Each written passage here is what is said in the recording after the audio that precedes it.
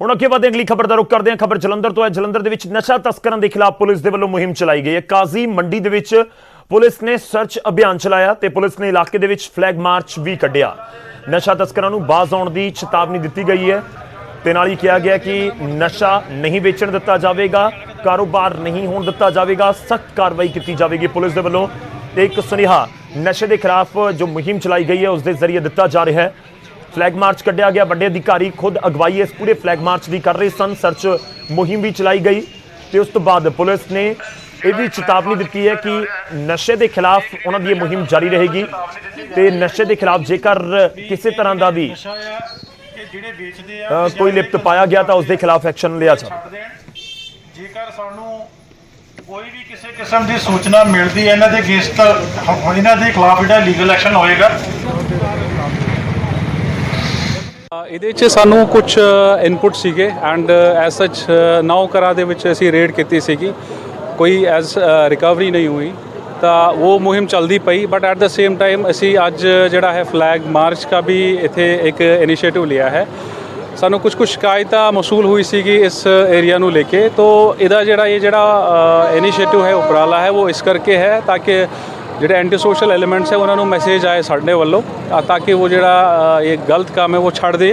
Otherwise ਅਸੀਂ ਇਹਦੇ 'ਚ ਸਬਸੀਕੁਐਂਟਲੀ ਸਖਤ ਕਾਨੂੰਨੀ ਕਾਰਵਾਈ ਕਰਨੀ ਹੈ। ਸਰ ਜੀ ਕਿੰਨੇ ਥਾਣਿਆਂ ਵੱਲੋਂ ਰੇਡ? ਹੁਣ ਅੱਗੇ ਵਧਦੇ ਤੇ ਗੱਲ ਨਵਜੋਤ ਕੌਰ ਸਿੱਧੂ ਦੀ। ਨਵਜੋਤ ਕੌਰ ਸਿੱਧੂ ਨੇ ਬਿਕਰਮ ਮਜੀਠੀਆ ਦੇ ਉੱਤੇ ਹਮਲਾ ਬੋਲਿਆ। ਪੰਜਾਬ ਦੀ ਸਿਆਸਤ ਇਸ ਸਮੇਂ ਬਿਆਨਬਾਜ਼ੀਆਂ ਦੇ ਆਲੇ ਦੁਆਲੇ ਘੁੰਮਦੀ ਨਜ਼ਰ ਆ ਰਹੀ ਹੈ ਤੇ ਇੱਕ ਦੂਜੇ ਦੇ ਉੱਤੇ ਇਲੈਕਸ਼ਨ ਤੋਂ ਪਹਿਲਾਂ ਵਾਰ ਪਲਟਵਾਰ ਹੋ ਰਹੇ ਨੇ। ਬਿਕਰਮ ਮਜੀਠੀਆ ਦੇ ਉੱਤੇ ਇਲਜ਼ਾਮ ਲਗਾਉਂਦੇ ਹੋਏ ਬਹੁਤ ਤਲਖ ਟਿੱਪਣੀ ਕੀਤੀ ਹੈ ਨਵਜੋਤ ਕੌਰ ਸਿੱਧੂ ਨੇ ਕਿਹਾ ਕਿ ਮਜੀਠੀਆ ਦਾ ਕੰਮ ਸਿਰਫ ਗੁੰਡਾਗਰਦੀ ਕਰਨਾ ਹੈ। ਮੈਂ ਪ੍ਰਕਾਸ਼ ਸਿੰਘ ਬਾਦਲ ਨੂੰ ਸਲਾਹ ਦਿੱਤੀ ਸੀ, ਸੁਖਬੀਰ ਨੂੰ ਅੱਗੇ ਕਰ, ਮਜੀਠੀਆ ਨੂੰ ਪਿੱਛੇ ਕਰ ਦਿਓ। ਮਜੀਠੀਆ ਨੇ ਝੂਠੇ ਪਰਚੇ ਦਰਜ ਕਰਵਾਉਣ ਦੀ ਸ਼ੁਰੂਆਤ ਕੀਤੀ ਸੀ ਤਾਂ ਬਹੁਤ ਤਿੱਖਾ ਵਾਰ ਇੱਕ ਤਰੀਕੇ ਦੇ ਨਾਲ ਕਰਦੇ ਹੋਏ ਨਵਜੋਤ ਕੌਰ ਸਿੱਧੂ ਨਜ਼ਰ ਆ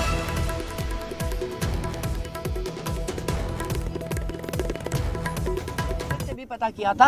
सेंटर ने इनको डांट मारी जब ये सेंटर के साथ थे कि आपने कैसे कहा कि तुम्हें इतनी बिजली चाहिए, तुम क्यों इतनी बिजली खरीद रहे हो, तुम्हारे पंजाब में तो इतनी बिजली की ज़रूरत नहीं है। फिर उन्होंने पता किया कि ये जो पीपीए के कॉन्ट्रैक्ट्स हैं इन्होंने खुद साइन किए, उसमें इन्होंने उतनी 4000 किलोवाट की बिजली मांगी, उससे हमें 50,000 करोड़ का नुकसान हुआ। जब हम कहते हैं पक्के कर दो तब हम कहते हैं पैसे नहीं है, जब हम कहते हैं तनख्वाहें टाइम पे दे दो पैसे नहीं है, कोई अच्छा काम कर दो पैसे नहीं है।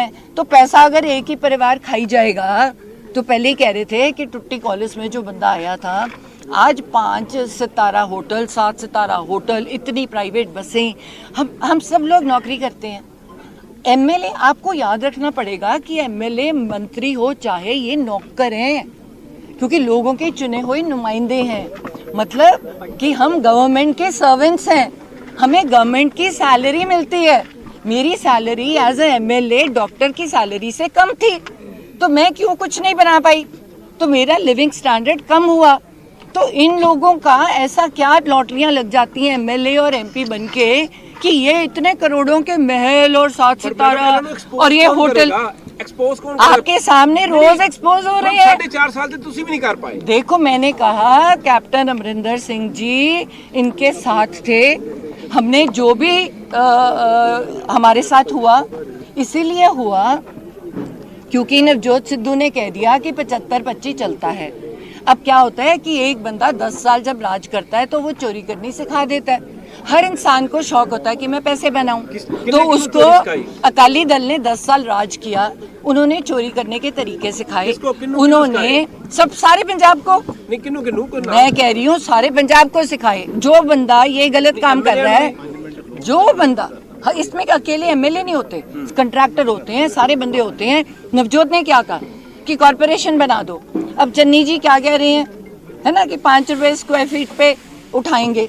अभी की उस लेवल पे आए नहीं है हम कि उससे ज़्यादा अगर पकड़े गए तो कोई इंसान, कोई यंगस्टर मुझे उसकी फ़ोटो बता दे, दिखा दे, मैं साइट पे जाके कैंसिल करूँगा। जबकि अभी भी 22 रुपये स्क्वायर फीट मिल रही है, इसको टाइम लगेगा।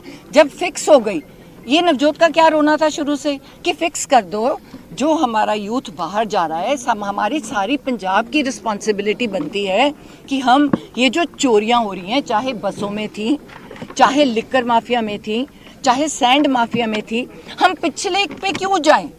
अब हम लोकल बॉडीज मिनिस्ट्री में थे, पुरानी फाइलों में क्यों जाएं? तुम नए रूल्स ऐसे बनाओ जिसमें कोई गलत कर ही ना सके। मैडम या तो तुम प्रोग्रेसिव चल रहे हो।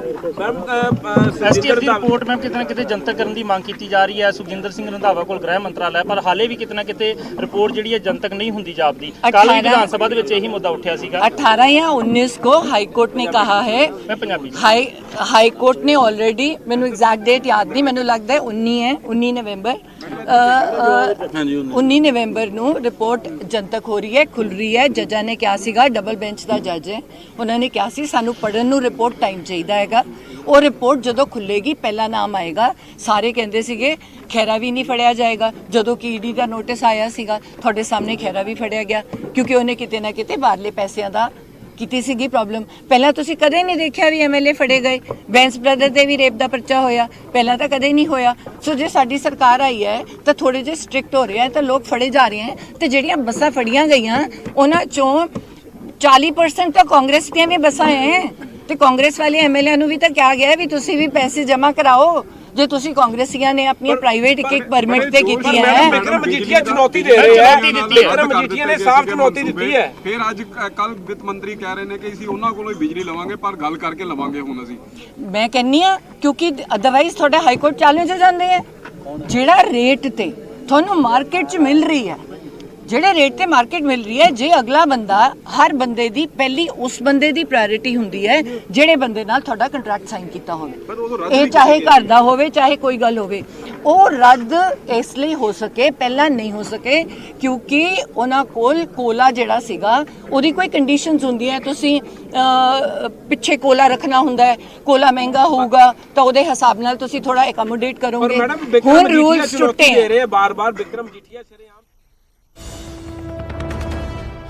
ਨਵਜੋਤ ਕੌਰ ਸਿੱਧੂ ਦੇ ਵੱਲੋਂ ਨਿਸ਼ਾਨੇ ਸਾਧੇ ਜਾ ਰਹੇ ਨੇ ਅਕਾਲੀ ਦਲ ਦੇ ਉੱਤੇ। ਵੱਖ-ਵੱਖ ਇਸ਼ੂਜ਼ ਦੇ ਉੱਤੇ ਉਹਨਾਂ ਦੇ ਵੱਲੋਂ ਜਵਾਬ ਦਿੱਤੇ ਗਏ ਨੇ ਤੇ ਤੁਹਾਨੂੰ ਦੱਸ ਦਈਏ ਕਿ ਨਵਜੋਤ ਕੌਰ ਸਿੱਧੂ ਨੇ ਮਜੀਠੀਆ ਦੇ ਉੱਤੇ ਸਿੱਧਾ ਤਿੱਖਾ ਸ਼ਬਦੀ ਹਮਲਾ ਬੋਲਿਆ ਹੈ, ਜੋ ਅਸੀਂ ਜ਼ਿਕਰ ਕਰ ਰਹੇ ਹਾਂ।